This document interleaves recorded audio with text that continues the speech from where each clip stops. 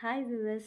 வீட்டில் இருந்து படிக்கும் நான் ஆக்சுவலாக நான் ஹவுஸ் ஒய்ஃப் தான். இப்போ நான் வீட்டில் இருந்தால் நிறைய படிச்சுட்ருக்கேன். ஆக்சுவலாக நான் பிஃபோராக படிச்சிருக்கேன், நிறைய பிரேக் ஆகிடுச்சு. ஆனால் பட் ஸ்டில் நீங்கள் படிக்கிறவங்க, ஹவுஸ் ஒய்ஃபாக இருக்கிறவங்க டெய்லி மினிமம் உங்களால் எவ்வளோ டைம் ஸ்பெண்ட் பண்ணி படிக்க முடியுமோ படிங்க.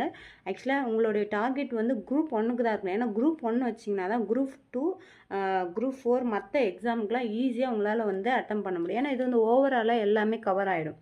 நம்ம யூபிஎஸ்சி எக்ஸாம் மாதிரி குரூப் 1 அவ்வளோ குவாலிட்டியானது, அவ்வளோ டாபிக்ஸ் கவர் ஆகுது. ஐஎம்ஏ எல்லாமே, ஹிஸ்ட்ரி எல்லாமே கவர் ஆகுது. நம்மளுக்கு தமிழ் ஆக்சுவலாக நம்ம தமிழ் சப்ஜெக்டில் வந்து நிறைய டாபிக்ஸ் இருக்குது. பட் தமிழ் இஸ் பெஸ்ட்டு தான். ஆனால் அது கவர் பண்ணும்போது நீங்கள் குரூப் 1க்கு சேர்த்து படிக்கும்போது உங்களுக்கு தமிழ் வந்து நீங்கள் ஏற்கனவே குரூப் 4 படிச்சிருப்பீங்க. ஸ்டில் நீங்கள் குரூப் 1 படிக்கும்போது நீங்கள் தமிழ் ப்ரிப்பேர் பண்ண அவசியமே இருக்காது. சயின்ஸும் அவ்வளோ ப்ரிப்பேர், பேசிக் நாலேஜ் நம்மளுக்கு சயின்ஸ் ஓரளவுக்கு தெரியும். கொஞ்சம் டாபிக்ஸ் ரிலேட்டிவ் பார்த்தா போகும். அப்போ இதில் வந்து உங்களுக்கு மெயின்ஸ்க்கு கொஞ்சம் டாபிக்ஸ் இருக்குது சயின்ஸு. அதை கவர் பண்ணிங்கன்னா ஈஸியாக வந்து ஓரளவுக்கு நீங்கள் அட்டன். ஆனால் எவ்ரிடே நீங்கள் வந்து எதனா பாயிண்ட்ஸ் நோட்ஸ் வந்து எடுத்துகிட்டு அதை ஓரளவுக்கு முடிஞ்ச டைம் எப்போ ஃப்ரீயாக கிடைக்கும் அப்போல்லாம் ரிவிஷன் பண்ணுங்கள். இப்போ வந்து நான் யூரோப்பியர்கள் வருகை பற்றி எழுதுகிறேன். ரொம்ப இம்பார்ட்டன்ட் ஆக்சுவலாக மெயின்ஸ்க்கு. ஆனால் ப்ரிலிம்ஸ் வந்து நீங்கள் படிக்கிறீங்க, அப்புறம் வந்து மெயின்ஸ் தனியாக படிக்கிறீங்க. ஐயோ மெயின்ஸ் எப்படி எழுதணும்னு அந்த பயம் வந்து உங்களுக்கு இருக்காது.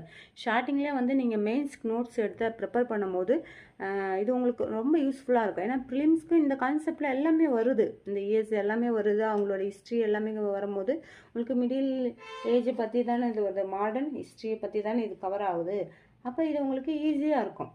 ப்ரிலிம்ஸ்க்கு ஈஸியாக இருக்கும். ஆக்சுவலாக ப்ரிலிம்ஸ் மார்க் நம்மளுக்கு அவ்வளோ எடுத்துக்க மாட்டாங்க. உங்களுக்கு அதில் குவாலிஃபிகேஷன் ஆகிட்டா ஈஸியாக மெயின்ஸ் ரொம்ப இம்பார்ட்டன்ட். ஏன்னா எவ்வளோ மார்க் நீங்கள் அதில் கவர் பண்ணுறீங்களோ அவ்வளோ இன்ட்ரிவியூ உங்களுக்கு பயப்பட தேவையில்லை. இப்போ மெயின்ஸ் வந்து நான் நடத்துகிறேன். ஆக்சுவலாக வந்து இதில் என்னென்னா நான் கொஞ்சம் கொஷின் கேதர் பண்ணி வச்சுருக்கேன். இது எல்லாமே இம்பார்ட்டன்ட். இது எல்லாமே வந்து எக்ஸாமில் கேட்ட கொஷின். இது எல்லாமே வந்து குரூப் 1ல் கேட்ட கொஷினு. ஒவ்வொரு இயர்ஸ் இது இது 2019 கேட்டது, 2011 அதுமாரி கேட்டிருக்காங்க. இப்போ வந்து இது வந்து 2016 கேட்டிருக்காங்க. அதுக்கப்புறம் வந்து நவீன இந்தியா வந்து 2012 கேட்டிருக்காங்க, 2017 கேட்டிருக்காங்க. ஹல்புக்கர் வந்து 2011 கேட்டிருக்காங்க.